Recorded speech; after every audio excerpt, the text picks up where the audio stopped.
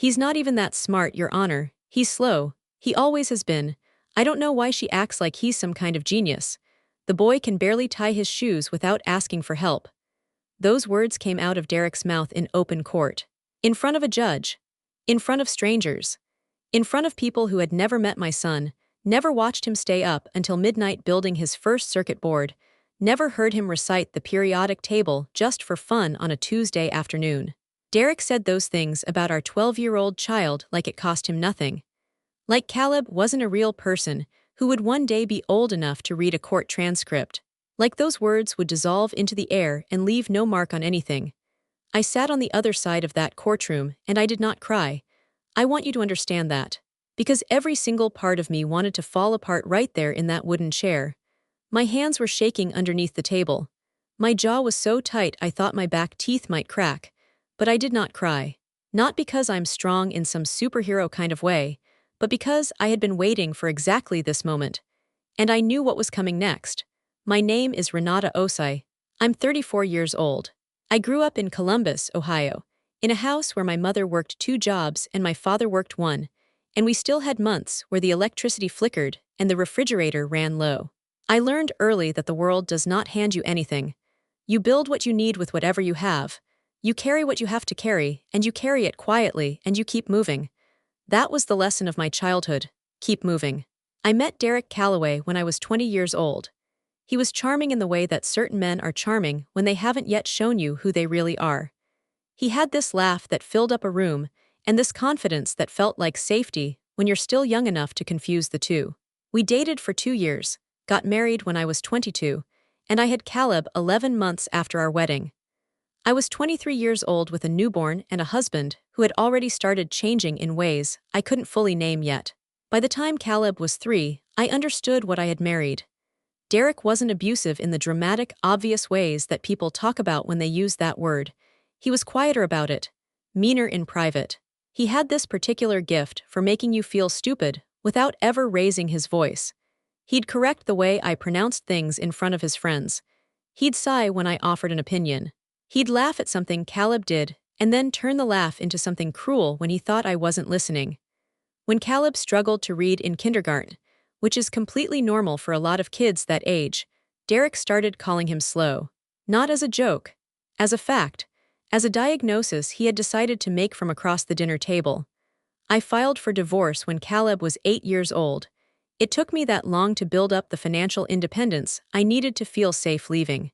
I had gone back to school part-time while Caleb was in preschool and finished my degree in accounting.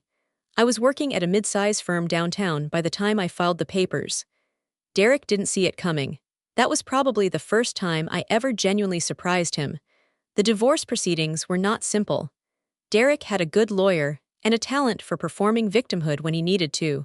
He told people I had taken his son away from him. He told his family I was vindictive.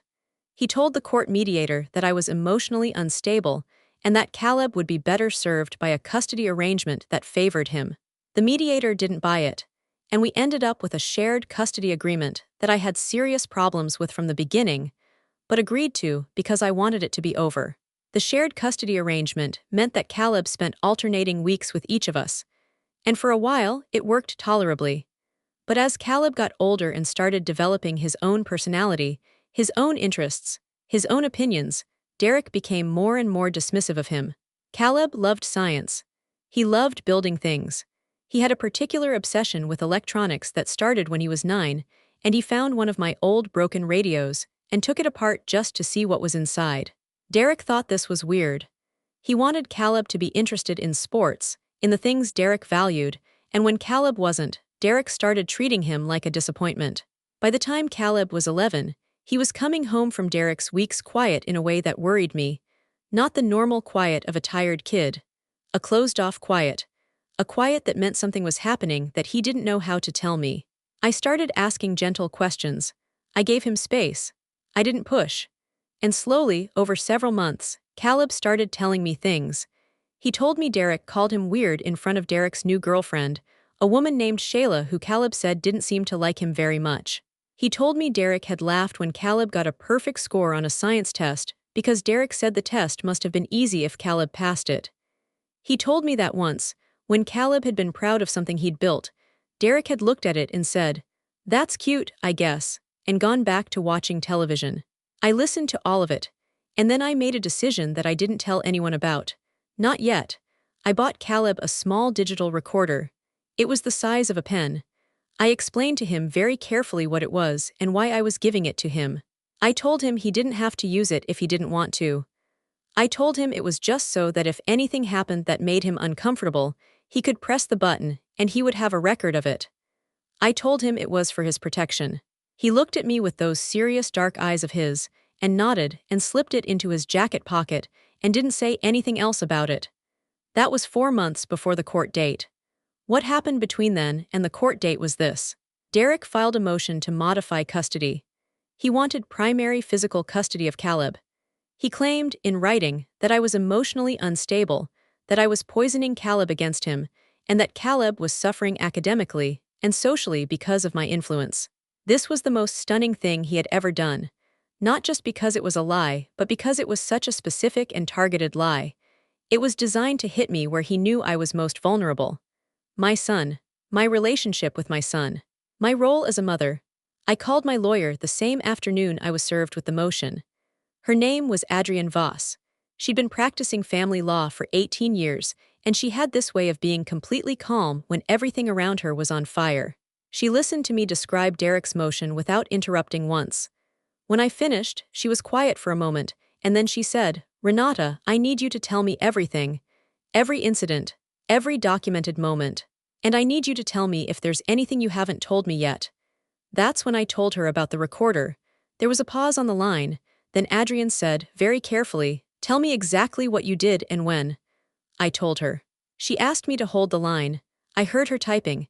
Then she came back and said, "Bring me the recordings, all of them, don't tell anyone, don't play them for anyone, just bring them to me." I brought them to her 2 days later. She listened for a long time. I sat in her office and watched her face. Adrienne had the kind of face that didn't give much away. But toward the end, I saw her jaw tight in exactly the way mine had when I'd first listened to the recordings myself. When she took off her headphones, she set them down very carefully on her desk, folded her hands, looked at me and said, "He doesn't know about these." "No," I said. "Good," she said. "Then we're going to let him perform." And perform is exactly what Derek did. In the weeks leading up to the custody modification hearing, Derek was everywhere. He was calling mutual acquaintances and telling them his version of events. He was posting careful, curated content on social media about being a devoted father.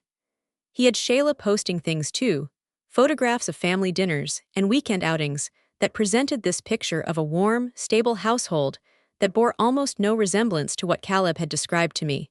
He was building a case made entirely out of image, because image was the only thing he had ever known how to construct. He also started coaching Caleb. This was the part that made me the angriest, because Caleb told me about it in that careful, quiet way he had. He said that his dad had been talking to him about what to say if anyone asked him questions. That his dad had told him the judge might talk to him, and that he should say that he was happy at his dad's house. Caleb said it in a flat tone that told me he was reporting a fact rather than a complaint. He was 12 years old, and he was already learning to read a room better than most adults. I didn't tell Caleb what was coming. I didn't want to put that weight on him. I just told him to tell the truth, whatever anyone asked him, that the truth was always the right answer. He looked at me and said, "I know, Mom." And the steadiness in his voice made my chest hurt. The morning of the hearing, I wore a dark blue blazer and flat shoes, and I kept my expression neutral the entire drive to the courthouse. Adrienne met me outside.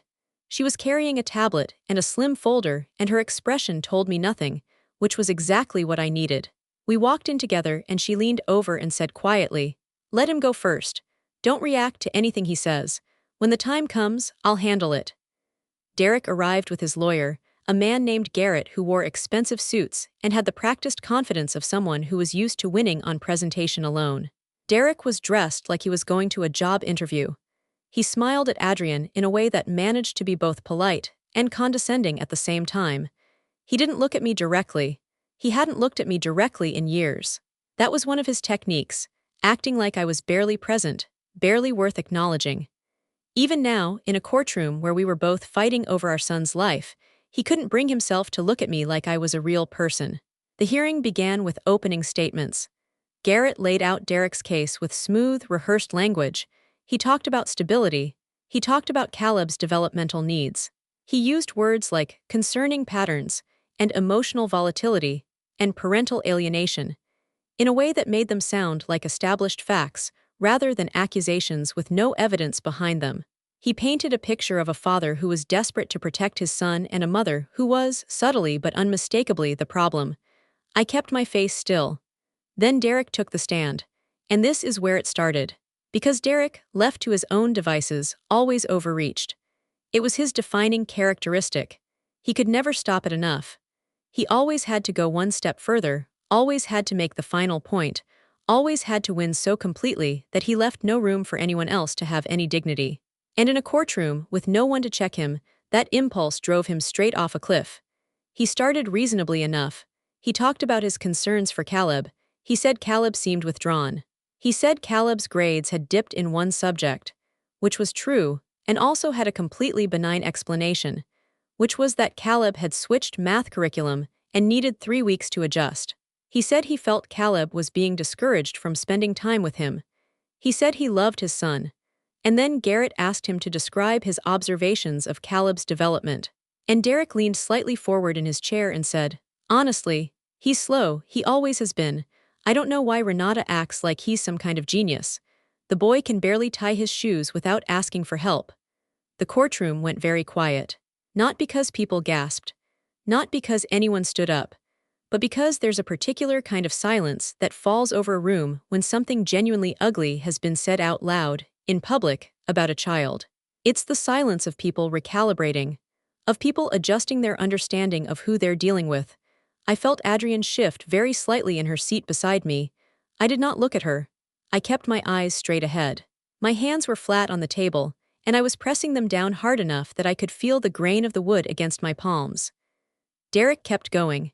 He talked about Caleb's social difficulties, which he framed as failures rather than as the normal navigational challenges of being a bright, introverted 12-year-old. He talked about Caleb's interest in electronics, as if it were a symptom of something wrong rather than a sign of a mind that was constantly working. He said, and I will never forget this as long as I live, "I just don't think the kid is being challenged the right way. He needs structure. He needs to be around boys his age, doing normal things, not sitting in his room playing with wires." I thought about Caleb building a fully functional FM radio at age 10. I thought about the science fair ribbon he kept pinned to the wall above his desk. I thought about the way his face looked when something he'd been working on finally clicked into place. That focused, fierce, entirely private joy. I pressed my hands harder into the table and said nothing.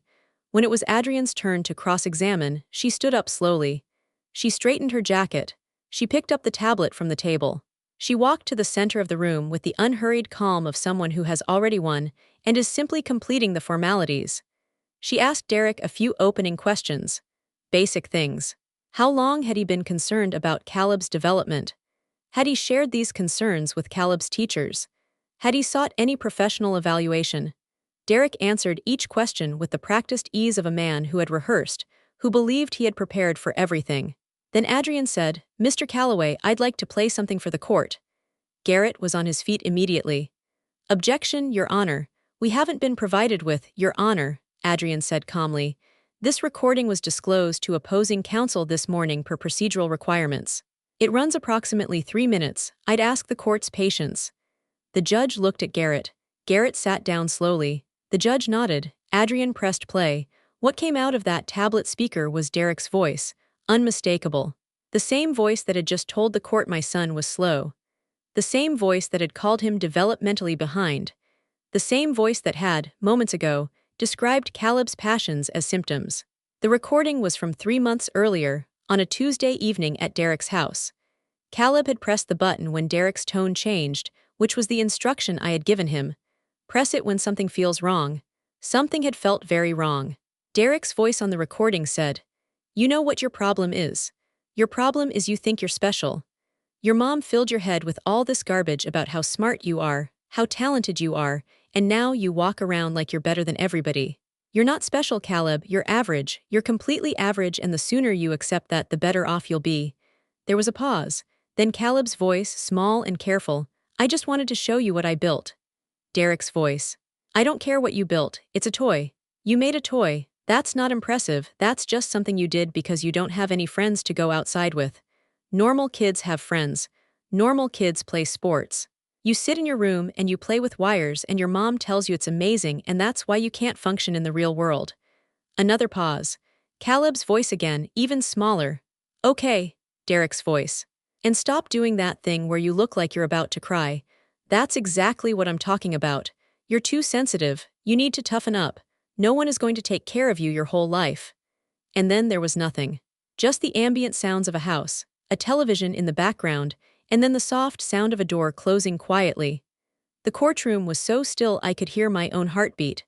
I watched Derek's face during the playback. I had promised myself I would watch his face. I wanted to see it. I had earned the right to see it. He went pale in the first 10 seconds. By the 30-second mark, his jaw had gone rigid.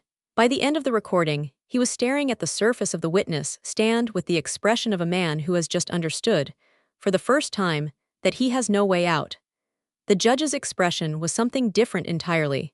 Adrian let the silence sit for a full 5 seconds after the recording ended.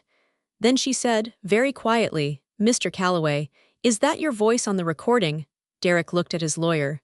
Garrett gave him nothing. There was nothing to give. Mr. Calloway, the judge said, please answer the question. Derek said, yes, but that's out of context. The recording speaks for itself, Adrian said. No further questions, Your Honor. What happened after that took weeks to fully resolve, but the shape of it was determined in that room in that moment. The judge did not rule immediately. Family court rarely does. But she ordered an immediate evaluation of Caleb by an independent child psychologist, and she ordered that Derek's parenting time be temporarily supervised pending the outcome of that evaluation. Supervised visitation. For a man who had come into that courtroom claiming to be the stable, capable, devoted parent, the irony was not lost on anyone. The independent psychologist was a woman named Dr. Cheryl Fontaine. She met with Caleb 3 times and with each of us separately. Her report, which I read in Adrian's office while trying to keep my breathing steady, was thorough and careful and professional. She described Caleb as an intellectually gifted child with strong emotional intelligence who had been subjected to persistent psychological criticism from his father. She used language that was measured and clinical and precise, and underneath that precision was a portrait of my son that matched exactly what I had been watching unfold for years.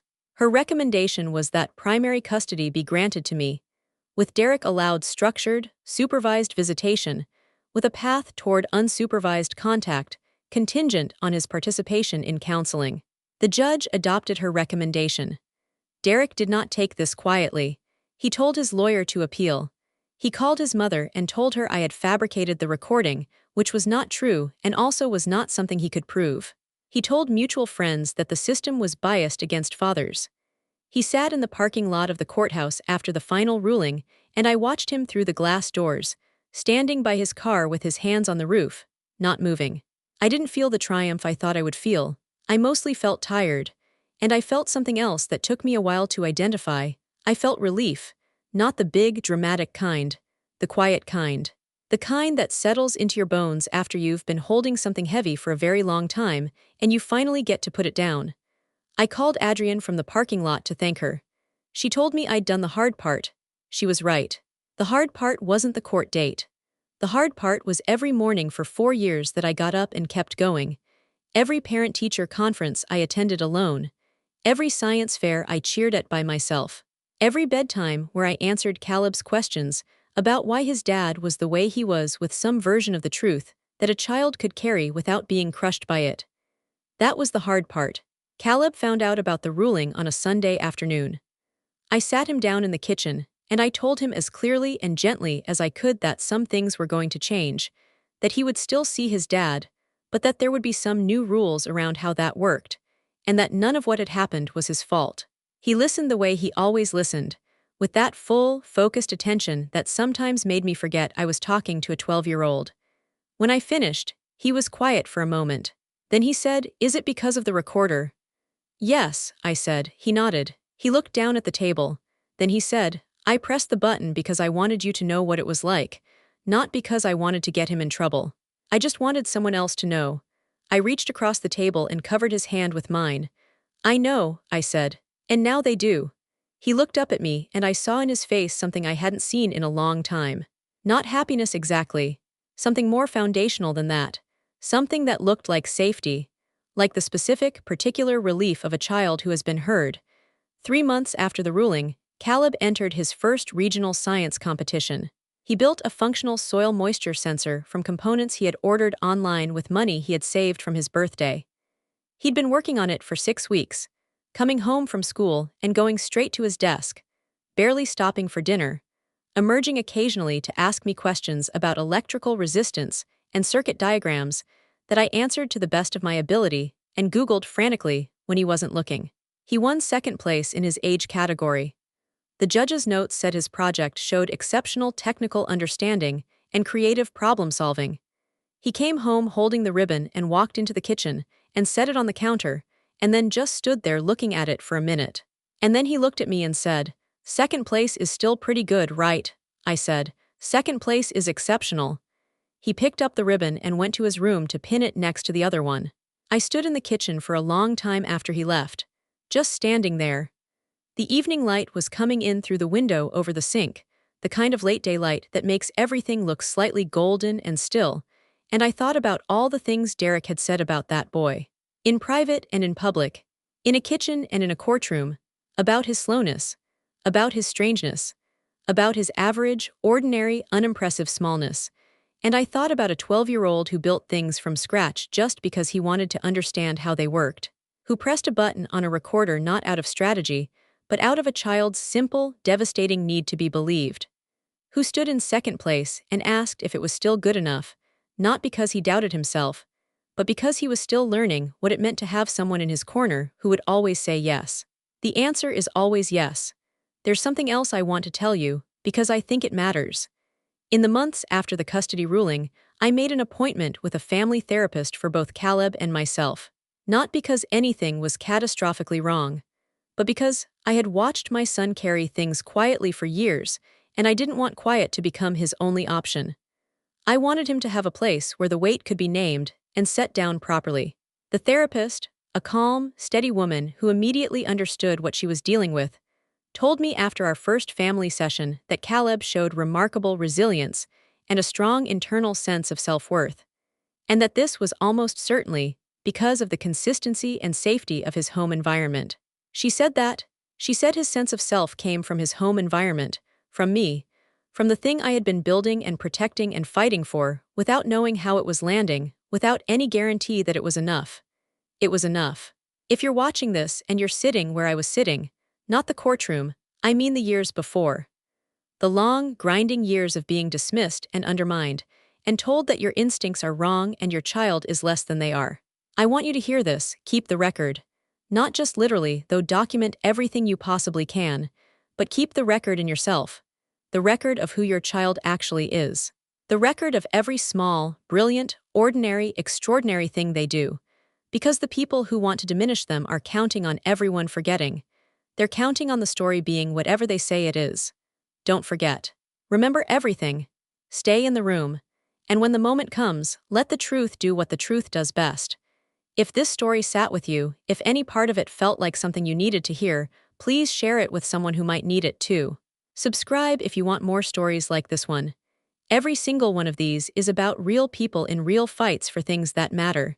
And to Caleb, wherever you are when you're old enough to find this, second place is exceptional, but you were always first in the room that counted most.